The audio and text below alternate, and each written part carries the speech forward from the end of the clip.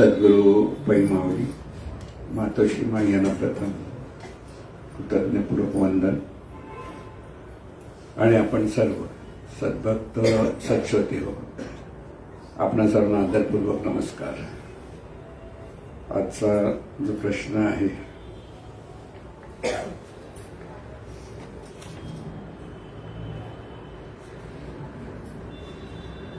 तुकारामांचा एक अभंग आहे, गुरुचरणी ठेविता भाव आपोआप भेटे देव, म्हणून गुरुची भजावे रूप ध्यानासी आणावे। देव गुरुपाशी आहे वार वार सांगू काय, तुका म्हणे गुरु भजनी देव भेटे जनीवनी। त्याचा भावार्थ आणि गुह्यार्थ सांगा। अजून एक अभंग आहे, आम्हा घरी धन ज्ञानाचीच रत्ने, ज्ञानाचीच शास्त्रे यत्न करू।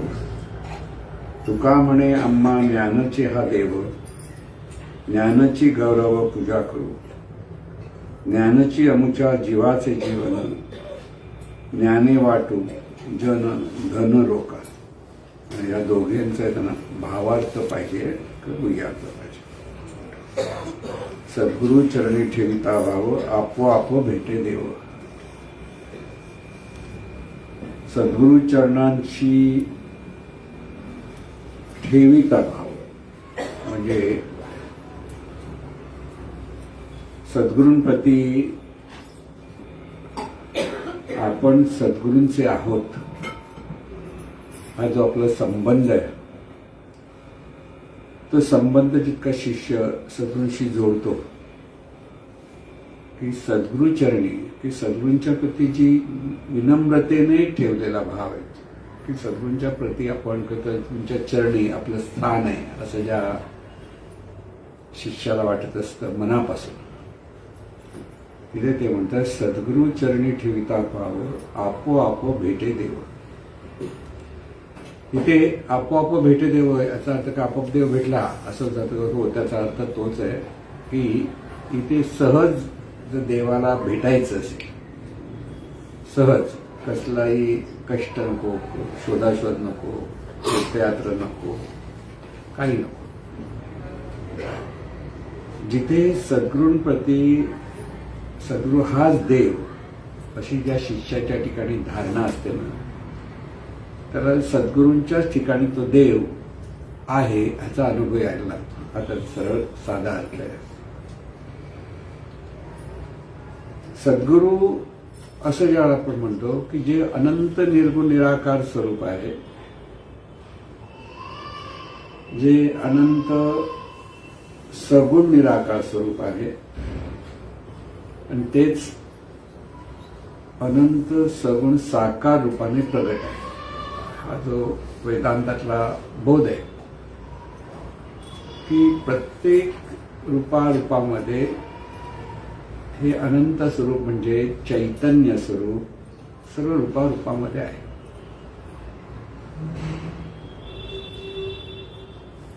इथे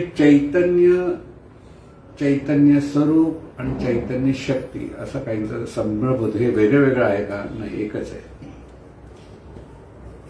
अगदी सूक्ष्म अर्थ सांगायला गेलं तर जे निर्गुण निराकार स्वरूप आहे त्याला चैतन्य म्हणतात, त्याच्याच ठिकाणी सगुण निराकार स्वरूप प्रगट होतं तिथेच त्याला चैतन्य शक्ती म्हणतात। केवळ चैतन्य आणि त्या चैतन्यातून ही शक्ती निर्माण होते, शिवशक्ती असा जो शब्द वापरला जातो। पण अगदी सूक्ष्मपणे हा फरक आपण पाहू शकतो की चैतन्य शक्ती आणि ही शक्ती अनंत रूपाने प्रगट आहे आणि म्हणून सर्व मिळून आहे ते चैतन्य स्वरूप। चैतन्य स्वरूपच चैतन्य रूप चैतन्य आणि हे चैतन्य शक्ती रूपाने म्हणजे जाणीवपूर्वक ते जाण घेतली जाते। परमेश्वराच्या ठिकाणी आहेपणाचा जो भाव धरला गेला आणि हा आहेपणाचा जो भाव आहे त्यालाच रामदास स्वामी मूळ माया म्हणतात।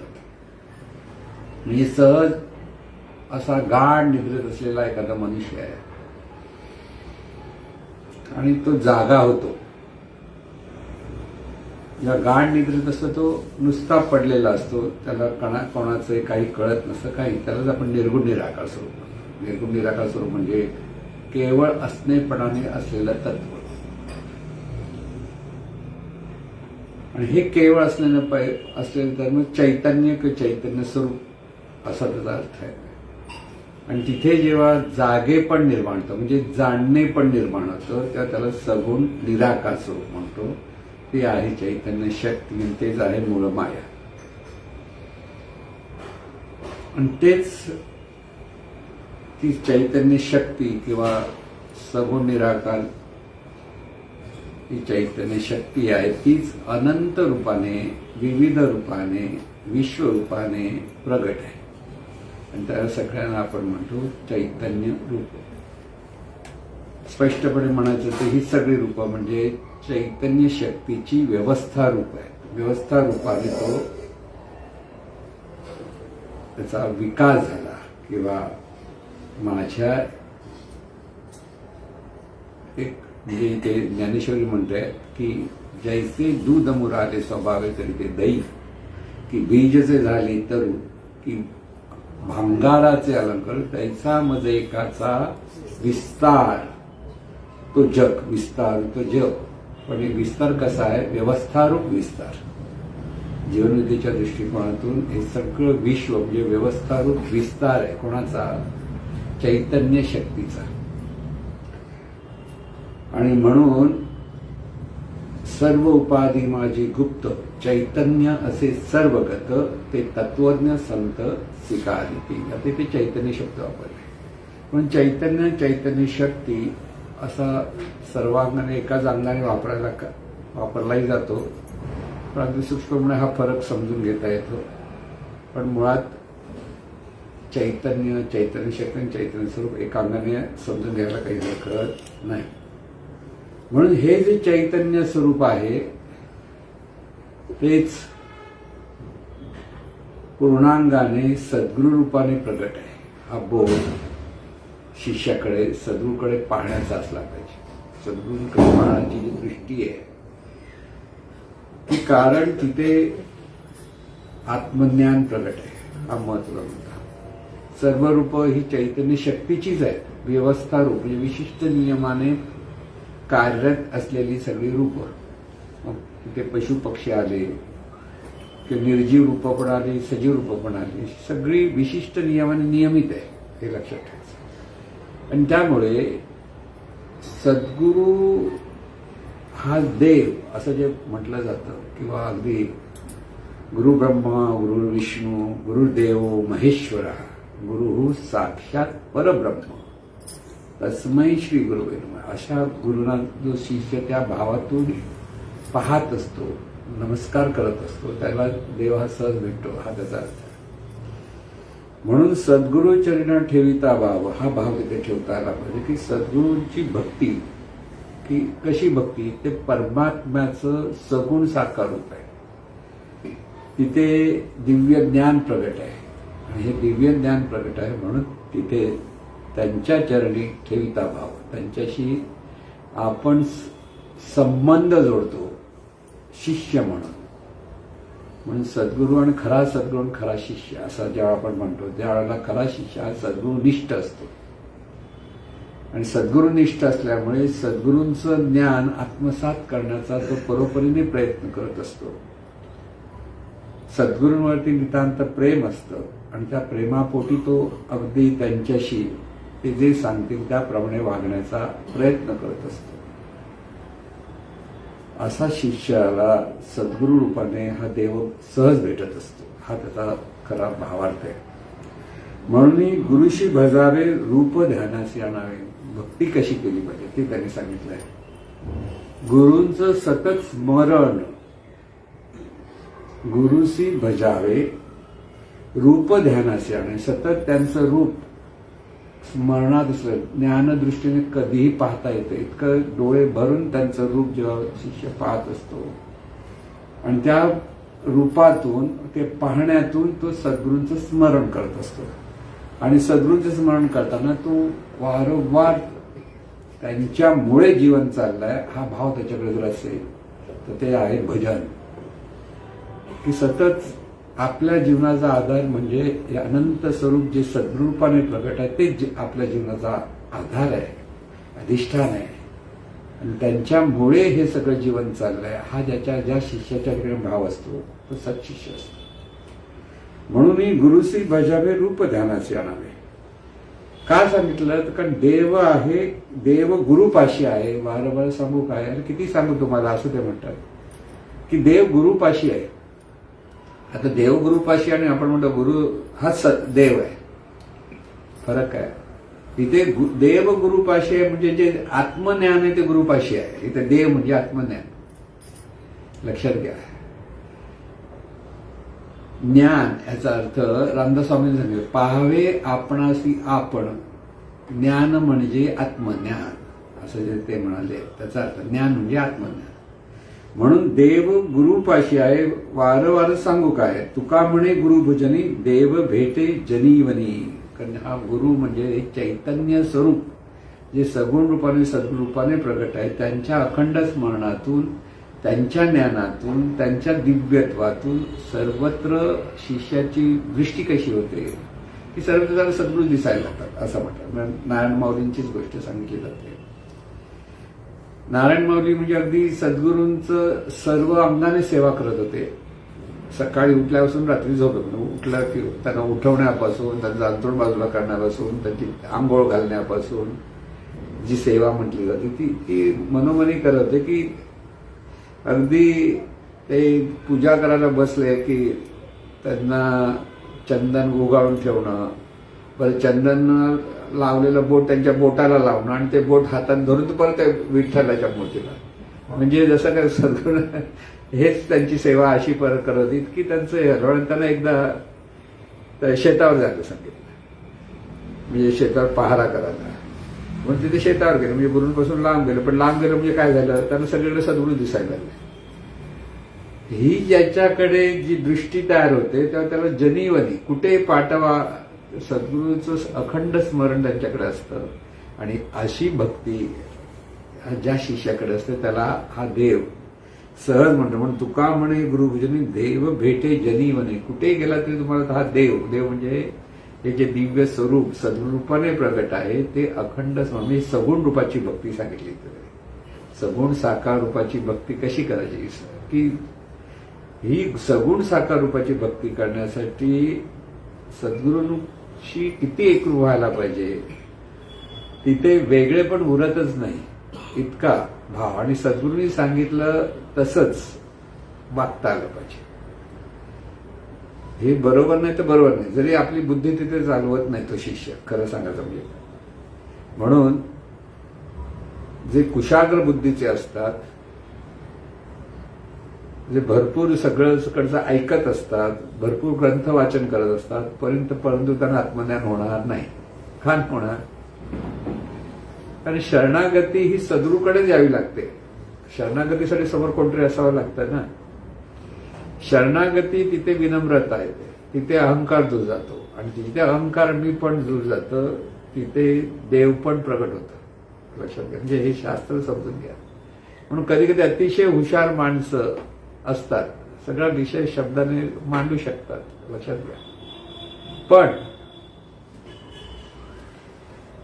ते त्या हुशारीतच अडकलेले असतात. आपल्याला सगळं माहिती आहे अंगाने. ह्या भक्तीतून साधकाच्या अंतःकरणात परिवर्तन झालं पाहिजे, लक्षात घ्या. भक्ती म्हणजे नुसती भक्ती केली, मी सेवा केली, मी हे केलं, मी ते केलं, असं जर असेल आणि अहंकार तसा ठेवला तर काही उपयोग नाही. म्हणजे नम्रता असली पाहिजे. सद्गुरूंनी सांगितलं मौनात राहा 14 दिवस, तर 14 दिवस मौनात राहण्याची हिंमत पाहिजे. बरं म्हणाले बापरे कोण राहणार, असं प्रश्न पडला की गेलं, कळलं का. म्हणजे इथे इतकी निष्ठा असली पाहिजे, श्रद्धा असली पाहिजे की जे जे सद्गुरू मुखातून येत आहे तर देवच बोलतो हा भावात असला पाहिजे, लक्षात घ्या. आणि त्यामुळे तशा सद्भक्ताला सगुण रूपात सद्गुरू हा देवरूपाने भेटतो. कारण सद्गुरू हा देवच असतो, कारण तो दिव्यत्वाशी एकरूप झालेला असतो. मग खरा सद्गुरू म्हटलं. कोणी उभा राहिला आणि सद्गुरू म्हटलं तसं सद्गुरू नव्हे, तर ज्याच्या ठिकाणी हे आत्मज्ञान प्रगट झालेलं आहे, जो निरपेक्षपणे सगळं ज्ञान सर्वांना द्यायला उभा आहे, त्याच्या ओंजळीतून ज्ञान नुसतं भरभरून वाहत असतं. कोणी त्याला जराशी ढुशी मारावी तर त्याला तो ज्ञान सांगायला मोकळा असतो. समोर कोण आहे काय नाही, ज्याला ज्ञानाची जिज्ञासा आहे त्याला तो ज्ञान द्यायला कधीही तत्पर असतो. असा असतो तो सद्गुरू असतो, संत असतो. त्याला सर्वांच्या हिताची तळमळ असते, सगळ्यांनी आनंदात राहावं हाच त्याचा एकमेव उद्देश असतो. म्हणून अशा सद्गुरूंना शरण जाणं आणि ही भक्ती करणं ही ह्या अभंगातून तुकाराम महाराजांनी सांगितलेली आहे. तुकाराम महाराजांचा हा दुसरा अभंग आणखी जरासा वेगळा वाटतो, पण खरा आहे तसाच. पण लक्षात घ्या, आम्हा घरी धन ज्ञानाचीच रत्ने. तरी म्हणून आमच्या घरी रत्न कसली आहेत? ज्ञानाची रत्न. ज्ञानाची रत्न म्हणजे आत्मज्ञानाची रत्न. लक्षात घ्या, दिव्य ज्ञानाची रत्न हा एक भाग. इथे ज्ञान म्हणजे जाणणे पण जेथून सुरू होतं त्या जाणीवेला ज्ञान हाही शब्द वापरला जातो. दोन्ही अंग आहेत तिथे अर्थात. म्हणून आम्हा घरी धन, आमच्या घरी धन कसलं? हे आत्मस्वरूप आहे ना, हे जाणीव स्वरूप आहे ना, तेच आमचं धन आहे आणि ते रत्न आहे आमच्यासाठी. ज्ञानाचीच शस्त्रे यत्न करू, की हे शस्त्र ज्ञानाचं म्हणजे हे सद्गुरूंच्याकडून मिळणारं जे ज्ञान आहे, दिव्य ज्ञान आहे, आत्मज्ञान आहे, ही एक बाजू. ते शस्त्र. दुसऱ्या बाजूने ह्या ज्ञानाने अलंकृत असलेली ही जी जाणीव आहे तीच शस्त्र आहे. तुका म्हणे आम्हा ज्ञानाची हा देव आहे. की तुकाराम म्हणतात आम्हाला हे आत्मज्ञान हाच देव, म्हणजे जाणीव हाच देव. दोन्ही अर्थ लावायचे. ज्या जाणीव आत्मज्ञान आहे ती जाणीव देव आहे. आणि म्हणून तुका म्हणे आम्हा ज्ञानाची हा देव, की हे ज्ञान आत्मसात म्हणून सद्गुरूंकडे गेल्यानंतर काय मिळवायचं आहे? मुख्य उद्देश प्रपंचातले प्रॉब्लेम सांगायचे नाहीत असं नाही, ते सांगावेत. पण मुख्य काय असलं पाहिजे? आपल्याला सद्गुरूंसारखं आत्मज्ञानी व्हायला हवं. ही शिष्याच्या ठिकाणी तळमळ असली पाहिजे. जर तळमळ नसेल तर कसं बरं मिळेल हे लक्षात घ्या. म्हणून तुका म्हणे आम्हा ज्ञानाची हा देव, त्यांच्या ठिकाणी हे ज्ञान म्हणजे ही जिज्ञासा ज्ञान मिळवण्यासाठी आहे आणि तिथे दिव्यत्व आहे हे त्यांना सांगायचं आहे.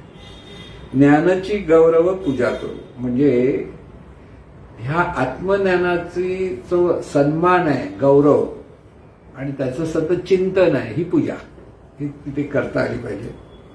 ज्ञानाची अमुच्या जीवाचे जीवन आहे. हे आत्मज्ञान म्हणजे आमच्या जीवाचं जीवन आहे. रत्न म्हणजे नुसतं रत्न, बाहेरच्या रत्नाला किंमत नाही तेवढी खरी सांगत. खरी किंमत इथे आहे, आमच्या जीवाचं जीवन आहे, की त्याच्याशिवाय जीवनच नाही आहे असं साधकाला वाटलं पाहिजे. खरं सांगायचं पण तसं वाटायला तेवढी तळमळीचा साधक लागतो. म्हणून महाराज आपले नेहमी म्हणायचे दिल्ली बहुत दूर आहे म्हणायची. का? कारण ही तळमळ आहे की आत्मज्ञान आत्मसात का होत नाही. इथे सद्गुरूपदी सतत प्रार्थना हवी, सद्गुरू सतत डुशी मारायला हवी की सद्गुरूंकडनं हे मिळवायचं आहे. सद्गुरू द्यायला तयार आहे पण घ्यायला कोणतरी पाहिजे ना. तर त्यासाठी ते म्हणतात ज्ञानाची अमुच्या जीवाचे जीवन. आणि हे जे जीवाचं जीवन आहे ते ज्ञाने वाटू जन धन लोका. हे जे ज्ञान आहे हे धन. जेव्हा सद्गुरू हे धनच वाटत असतात, कसलं जीवाचं जीवन आहे की या जीवाच्या सारखं जे जीवाचं जीवन म्हणजे जीवाचा जो उद्धार शिवरूपात होण्यासाठी जे ज्ञान आवश्यक आहे ते, जी जाणीव आपल्या ठिकाणी अशी प्रकट झाली पाहिजे ती जाणीव ते ज्ञान. ज्ञाने वाटू जन धन लोका म्हणून हे ज्ञान हा जो देव आहे हा बोध आपल्याला पुन्हा पुन्हा पुन्हा पुन्हा लक्षात घेता येतो. म्हणून सद्गुरू भक्ती हा भक्तियोग आहे. आणि ज्ञान आणि ज्ञानातून आत्मज्ञान, कारण आत्मज्ञान म्हणजे सद्गुरू मुखातून जे श्रवण आहे ते शुद्ध श्रवण पुन्हा पुन्हा करावं लागतं, पुन्हा पुन्हा घ्यावं लागतं. इथे एक महत्वाचा बोध लक्षात घेता आला पाहिजे की ज्या वेळेला साधक पूर्वतयारीमध्ये असतो, म्हणजे अजून त्याला तितकंसं परमार्थ तेवढा आकळत नाही, शब्द आकळत नाही, शब्दाने कळल्यासारखं वाटतं पण खरं आकळत नाही. म्हणजे काय? सद्गुरू ज्या म्हणतात तुझ्या हृदयात पण ईश्वर आहे, म्हणजे नेमकं काय? हे कळत नाही. तो म्हणतो हा ईश्वर आहे. सद्गुरू म्हणतात ईश्वर आहे, ईश्वर आहे, सगळीकडे ईश्वर आहे, सगळे ईश्वर, मग सगळीकडे ईश्वर म्हणून बघत का नाहीस? कळत नाही.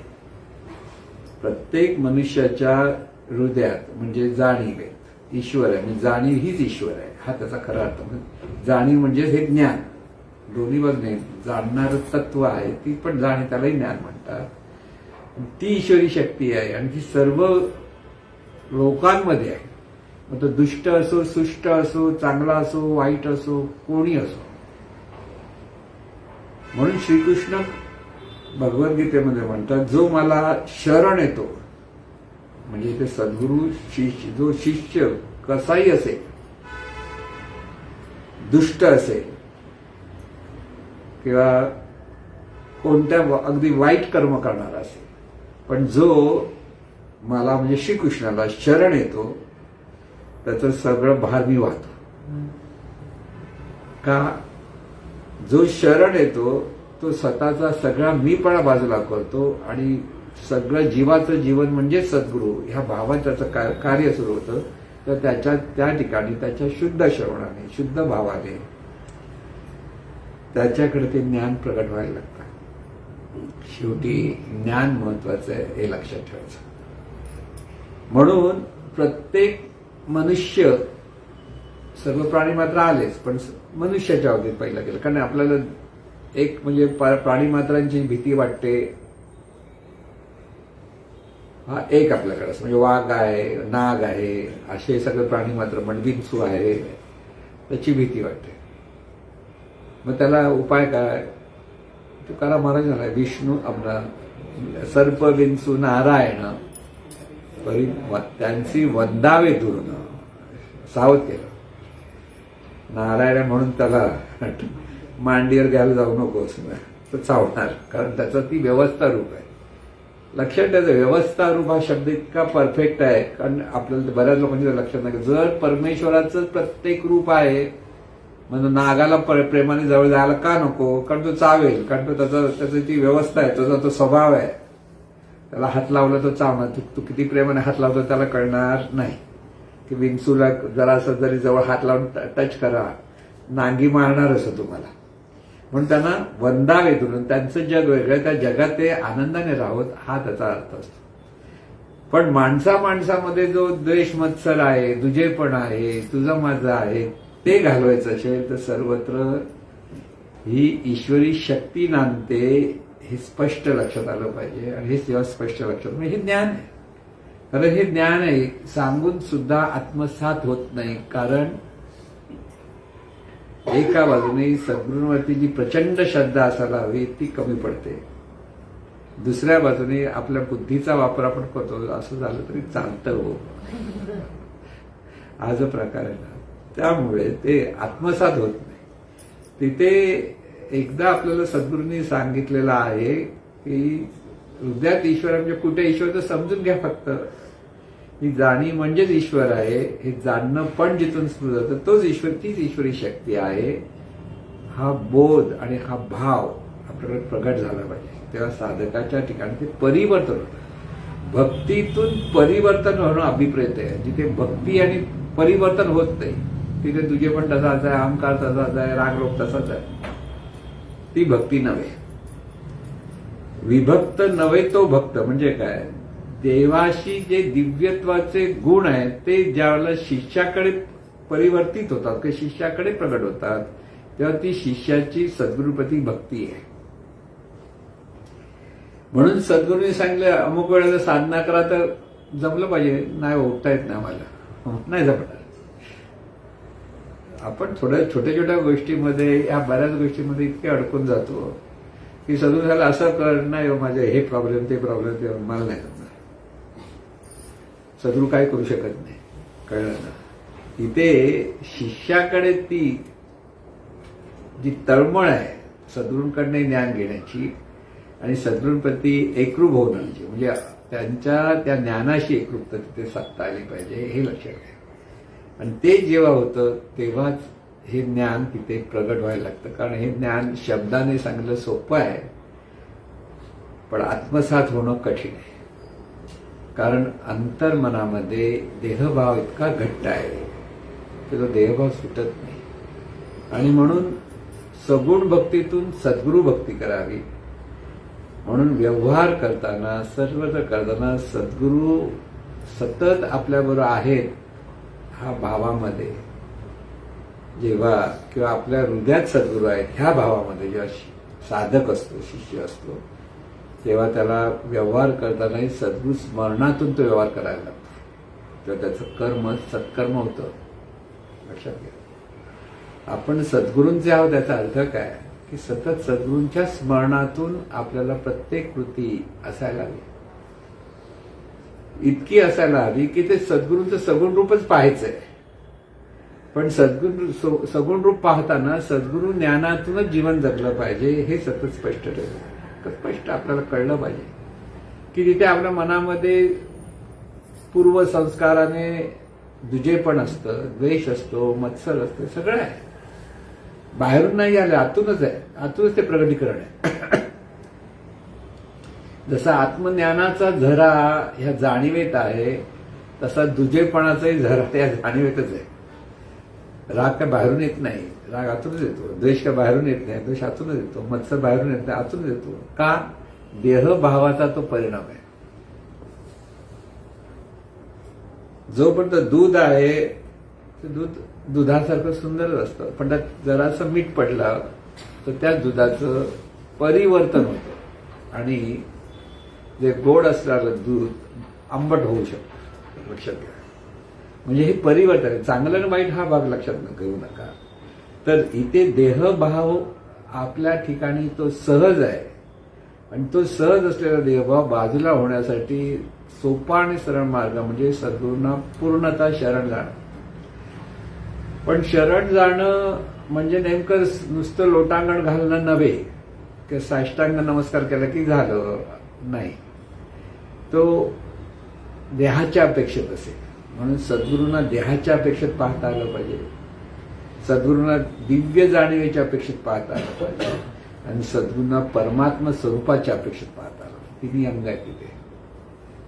सद्गुरू हा माणूसच असतो. बघायला गेलं तर माणसाची सगळी जे नियम आहेत किंवा माणसाची शरीराची जी सगळी बंधनं आहेत त्या बंधनातूनच सद्गुरू, कारण सद्गुरू आत्मज्ञान झालं मग आकाशात उडायला लागणार नाही, जमिनीवरच चालणार. नाहीतर जमिनीवर झालं तो कसला सद्गुरू, आकाशात उडाल तर सद्गुरू असं म्हणायला काही खरं नाही. म्हणजे कल्पनेतून माणसं भलती जमते विचार करतात की सद्गुरू पूर्वीच्या काळी सद्गुरूंनी एकदा प्रवास झाला. पूर्वीचे संत गाडीतून गेला तर लग्न, हा कसला संत गाडीतून जातो, त्याने का पायी चाललं पाहिजे का? सोय मिळाली गेला गाडीतून, काही हरकत नसते. पण लोकांची पाहण्याची दृष्टी अशी असते की इथे सद्गुरू म्हणजे शरीराच्या अपेक्षातल्या सगळ्या मर्यादा सद्गुरूंवर असतातच. आणि म्हणून सद्गुरू नेहमी सांगत असतात की सद्गुरू प्रत्येकाने आपल्या शरीराची काळजी घ्यायची, सद्गुरू पण स्वतःच्या शरीराची काळजीच घ्यायची. त्याला जे आवश्यक आहे तो जसा कसा ठणठणीत राहील, आरोग्यशील राहील हेही केलं पाहिजे. म्हणून शरीराच्या अपेक्षेत सद्गुरूंना पाहणं, पण तिथे दिव्य ज्ञान प्रगट झालंय म्हणून त्यांना देवभावातून पाहणं. आणि तिसरं आणखीन अधिक महत्वाचं की ते जे अनंत चैतन्य स्वरूप आहे तेच डोळ्याने आपण पाहतो प्रत्यक्ष ह्या भावात पाहणं. तीन अंगाने जेव्हा आपण सद्गुरूंना पाहू शकू त्यावेळेला सत्शिष्य जो असतो त्या सत्शिष्याच्या जीवनात परिवर्तन घडायला लागतं. त्याला सर्वत्र सर्व ईश्वरच आहे ह्या भावात तो पाहायला लागतो. बघा आता आपल्याकडे जर सद्गुरू भक्ती आहे जर प्रत्येकाला वाटत असेल तर सर्वत्र ईश्वरी शक्ती नांदते हे कळतंय का ह्याचा विचार करा. इथे तो भाव असायला पाहिजे की सर्वत्र ईश्वरी शक्तीच आहे. संस्कारातून ती ईश्वरी शक्ती झाकळलेली आहे, देवभावातून त्या शक्तीचा प्रभाव दिसत नाही एवढंच. म्हणून सूर्याच्या समोर पावसाच्या ढग येतात तर सूर्य इतका प्रभावी असून पृथ्वीपेक्षा प्रचंड मोठा आहे कितीतरी पटीने, तरी एवढूसा छोटासा ढग आला तरी त्याचा प्रकाश पृथ्वीपर्यंत पोहोचत नाही पाहिजे तसा. तो प्रकाश तेवढा दिसत नाही, तेज तेवढं समजत नाही. तसंच ह्या ईश्वरत्वावर देहभावाचा ढग आलेला आहे, देहभावाचं आवरण आहे, भावाचं आवरण आहे. परत लक्षात, दुसरं काहीच नाहीये. देह मी देह ही जी कल्पना आहे या कल्पनेचा ढग आहे, म्हणजे काल्पनिक आहे. मुळात ईश्वर आहे, पण कल्पना मी म्हणजे देह, ही कल्पना जी केली गेली आहे त्या जाणीवेच्या ठिकाणी तिथे तिचं ईश्वरत्वाचा प्रकाश प्रगटत नाही. त्या ढगाच्या आड तो लपला गेला. म्हणजे सद्गुरू काय करतात? सद्गुरू हा ढगच बाजूला करायचा प्रयत्न करतात. ईश्वरत्व प्रगट होतं म्हणजे तिथे प्रत्येकाच्या ठिकाणी आहेच. जाणीव म्हणून जे आपण म्हणतो त्यालाच वेदकालीन ऋषींनी आत्मा म्हटलाय की ब्रह्म म्हटलाय. हा लक्षात घ्या. ह्या जाणीवेचं जे जाणणेपण आहे तेच ईश्वराचं ईश्वरपण आहे. पण येतो मी जाणतो की मी देह, हे मी देहभावात जाणायला लागतो तेव्हा ते ईश्वरपण बाजूला होतं आणि तिथे जीवपण प्रकट होतं. आणि जिथे जीवपण किंवा देहभाव म्हणजे देहभाव प्रकट होतो तिथे विकार निर्माण होतात. मग तिथे काम, क्रोध, लोभ, मोह, मद विकार प्रकट होतात. किंवा रज आणि तम हे गुण जास्त प्रभावित होतात. म्हणजे 3 गुण असतात प्रत्येकाच्या ठिकाणी की राजसी, तामसी आणि सात्विक. सात्विकता शिष्याच्या ठिकाणी प्रगट झाली पाहिजे. तो सात्विक गुण झाला, तर सात्विकता आली पाहिजे त्याच्याकडे. तिथे जरा जरी अहंकार तिथे आला तरी त्याच्यासाठी ते घातक आहे शिष्यासाठी. लक्षात घ्या. आपली प्रगती आपल्याला साधायची आहे हे शिष्याने नेहमी लक्षात ठेवायचं. सद्गुरूंशी ज्यावेळेस सतत त्यांच्या स्मरणात राहायला लागतो तेव्हा सुरुवातीला येणाऱ्या अंतर्मनातले दुर्गुण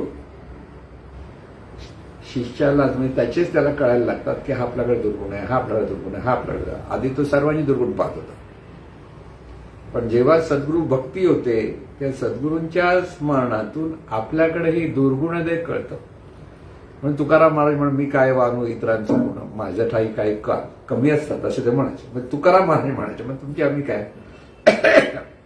ज्यांनी इतकं विठ्ठल नामात मध्ये स्वतःचं परिवर्तन घडून आणलं तेही म्हणायचे की माझ्याकडे काय दुर्गुण कमी आहेत का ते कळतात. म्हणजे ज्याला आपले दुर्गुण कळतात तिथे सुधारणा सुरू झाली म्हणून लक्षात घ्या.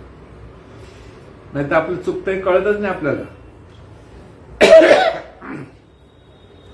महत्वाचा मुद्दा असा असतो की आपलं चुकतंय हे सर्वसाधारण माणसाला कळत नाही.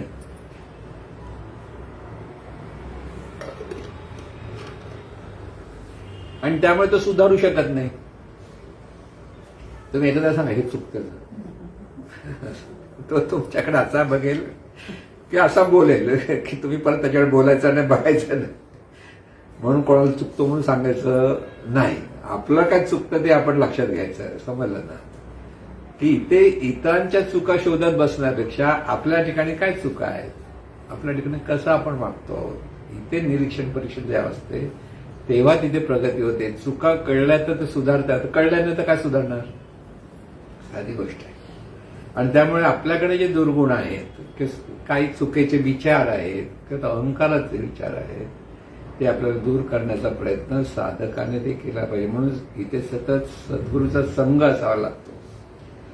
त्यांच्या कक्षेत राहावं लागतं. ह्या बऱ्याच गोष्टी येतात. नुसतं कक्षेत राहणं पण फार महत्वाचं असतं. कारण सहज बोलती त्याची काय तो चूप आहे. सहज बोलतो ते बोलतात. सहज तो उपदेश असतो त्यांचा.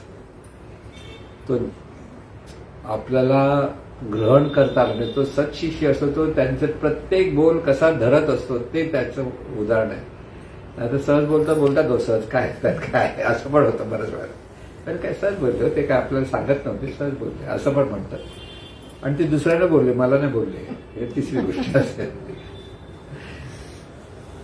सद्गुरू मुखातून जे मार्गदर्शन असतं ते माझ्यासाठीच आहे हे ज्या शिष्याची भाव तयार होतो ना तेव्हा त्याच्याकडे सुधारणा होते. दुसऱ्यांसाठी असल्यामुळे आपण म्हणतो जाऊ दे आपल्याला काय नाही, आपल्यासाठी नाही, आपण चांगले जाऊ, आपले चांगलेच, आपण चांगले हाही अहंकारच आहे.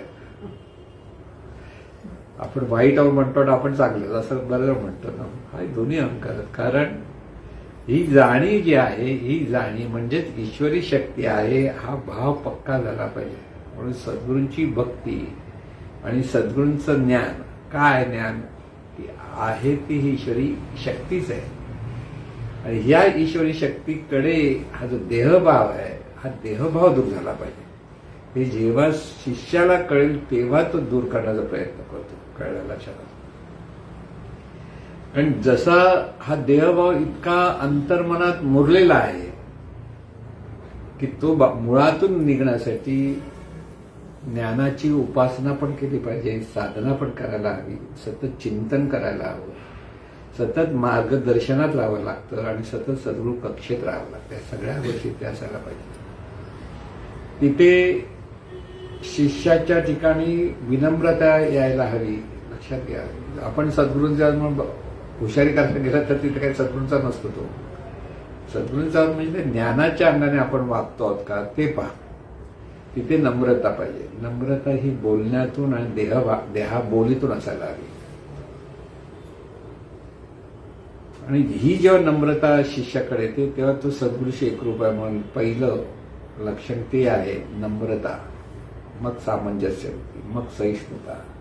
हे सगळे सद्गुण तिथे प्रकट होतात. म्हणजे समत्वाने सर्वांकडे पाहणं, सर्वांचा आदर करणं, सर्वांचा सन्मान करणं. तिथे भेदभाव नाही कोणाशीच. कोणी असो, मोठा असो, छोटा असो, श्रीमंत असो, गरीब असो, आपला असो किंवा बाहेरचा असो, सगळ्यांप्रती आपल्याला तो समत्वाने पाहता आलं पाहिजे. म्हणजे हे सगळे सद्गुण तिथे प्रकट झाले पाहिजे. म्हणजे सतत कृतज्ञ असलं पाहिजे. आपल्यावर लोकांचा आणि सद्गुरूंचा खूप उपकार आहेत आपल्यावर. म्हणजे ह्या जाणीवेवर, ही जाणीवच आपण हा बोध तिथे पक्का होण्यासाठी या सगळ्या गोष्टी आपल्याला पुन्हा पुन्हा पुन्हा पुन्हा चिंतनात घ्याव्या लागतात. तिथे खरी सद्गुरू भक्ती येते. सद्गुरू भक्तीतून संपूर्ण जाणीवेचं परिवर्तन घडतं. लक्षात घ्या, ही जाणीवेचं परिवर्तन घडण्यासाठी सद्गुरू भक्ती हवी. म्हणून सद्गुरू वाचवणी सापडे ना सोय, धरावे ते पाय आधी आधी. आपणा सारखे करीती तात्काळ, नाही काळ वेळ त्याला. लोह परिसाची न सहाय उपमा, सद्गुरू महिमा गात.